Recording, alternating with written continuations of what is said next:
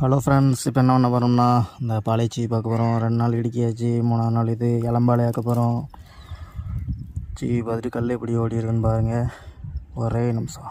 இப்போ வந்து நம்ம சீவி விட்டாச்சு, கல் எப்படி ஓடி வருதுன்னு பாருங்கள்.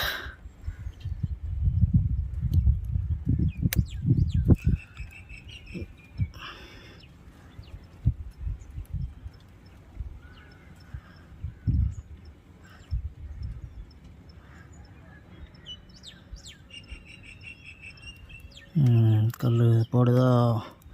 ஸ்டார்டிங்கில் இப்படி தான் கசையும், போக போக ஸ்பீடாயிரும்.